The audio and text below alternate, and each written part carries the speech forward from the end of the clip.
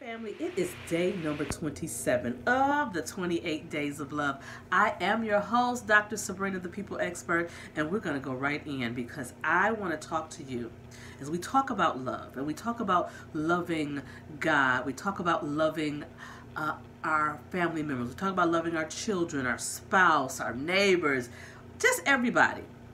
We need to get it in our heads about loving ourselves. And so in order to love ourselves, we need to eliminate self-defeating attitudes and behaviors. Yes, self-defeating attitudes and behaviors. So I want to just go over a few of the self-defeating attitudes and behaviors that we find ourselves engaged in that we need to stop. And if we have problems with them, ask for help. The first is blaming others. Blaming others for things that's going wrong in your life or things that are happening that you don't like in your life. You take responsibility for your behaviors, for your actions, even when you may make a mistake or you don't do it right or you had not the right information or erroneous information. It's still a choice that you made. Own your stuff. Because you can only heal from a thing if you're real about a thing. And if you are constantly passing the buck, blaming someone else, focusing on someone else, you can't heal yourself. Number two, overeating. Overeating, because many of us, and I said us, are emotional eaters. We eat when we're happy. We eat when we're sad. We eat when we're mad. It's a comfort for us. And so sometimes when we're into that space, we eat things that are unhealthy for us. We'll eat, we have gout, and we'll keep eating rich foods. And we know that's going to stir up and cause our gout to act up. We have high blood pressure, and we eat the things that we know we should not. We're diabetic, and we keep pour sugar down our throat. So watch what you eat and watch the overeating as well. Number three, acting less than, acting inferior, acting like you're less than other people around you. You're looking at other people when you dumb down. And sometimes women will do this in order to have a man. And you're smart, you want to act like you're not smart. Well, you can be quiet, but quiet doesn't mean dumb. Quiet doesn't mean that you're less than. You navigate the world the way that you do, the way that God has gifted you. So you have to stand in that. Stand in your gifts and your talents. And you have some. Every single one of us have gifts and talents, things that God has gifted us. But oftentimes what we do is because it's easy for us, we don't value it. I had a really good friend years ago who was an amazing baker. And oh my goodness, she would bake and it was just like butter in your mouth. And I remember telling her how amazing her baked goods were. And she was like, oh, that's nothing. I just bake. I said, no.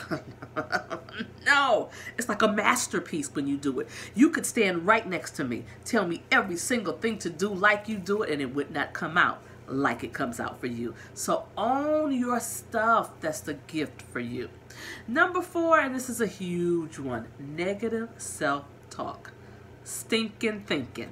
You want to write the book, but you're scared to write. You want to sing the song, but you don't want to sing in front of people. You want to step out on faith, but you're scared. You let fear paralyze you, and you have these negative things in your head that says, I'm too dark, I'm too fat, I'm too skinny, I don't have enough education, I'm too old, I'm too young. All of that. Let me tell you something. You have everything in you right now to get on that mark, to set and go. Go get it. Yes, yes, yes. So get that negative self-talk out of there. If you begin to talk negative and you spent 5 minutes talking negatively, spend another 10 talking positively. Because what you concentrate on grows. Number five, not asking for help. Thinking that you got it all. You got it all together. Don't you know we need each other? Don't you know you need people? None of us do any of this by ourselves. So you must ask for help. And you can never be in one position all the time. You can never always be the giver, nor can you always be the recipient. You have to shift and shift. Sometimes you're going to be giving. Sometimes you're going to be receiving. Sometimes you're going to be giving. Sometimes you're going to be receiving. And know that you're going to sit in both seats and be comfortable with asking for help. because it's the closed mouth that never gets fed. Number 6, pushing others over the edge or fighting. And this is so big right now. People are fighting and agitated and irritated and frustrated, and they talk to people any kind of way. They grim people. They cuss folk out. They hit folk. They kick folk. They got road rage. Why are we so angry? Start tapping into the things that bring you joy, because when you operate in love and when you operate in that energy, that's elevated energy, that's what you're going to draw to you. But when you're negative, when you're mean, you're going to draw that to you. Number 7 is wasting money. Wasting money is a huge big deal, because you may have bills to pay, you may have a budget that you want, and then you're just frivolously wasting your money.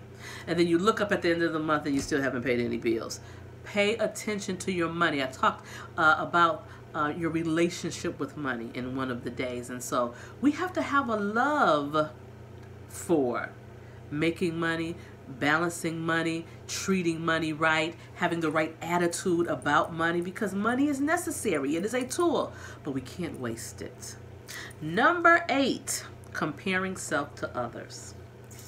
Comparing self to others or hating on someone else. You're looking at their life and they got it going on. They are on TV, they on radio, they got books, they got movies, they doing this, they boom, boom, boom, and you want to do all of that, but you haven't moved. And so you hating on them. You telling them things like, women, we say things like, oh, she thinks she cute. Well, ain't she supposed to think she cute? And there's a big difference between being confident and being arrogant. Arrogance is, I look down on people. I treat people differently because I think I'm haughty and above them. But confidence, oh, I can be loving, I can be kind, and I can still strut in the room just as cool as I please, as Maya Angelou says. So don't compare yourself to others. Stand in your greatness and understand that when great things are happening to your friends, to the people around you, know that that means if God is blessing your neighbor, He's in your neighborhood and He can bless you too. And so then lastly, there's lots more things on the list. I have a full list of about between 30 and 35 self-defeating attitudes and behaviors. And so if you're interested in it, inbox me your email address. I will send you the list so you can really go through it and see those things that you need to work on. If you're procrastinating, stop. If you're lying, tell the truth. If you're lazy, get up and do something. You can't sit at home thinking that everything's just going to work for you. No. Faith without works is dead. So that's day 27. Tomorrow is our last day. So please, please, please tune in, because we're going to talk about self-supporting attitudes and behaviors. Things you can do to uplift, encourage, inspire, empower yourself. See you tomorrow. #28 Days of Love.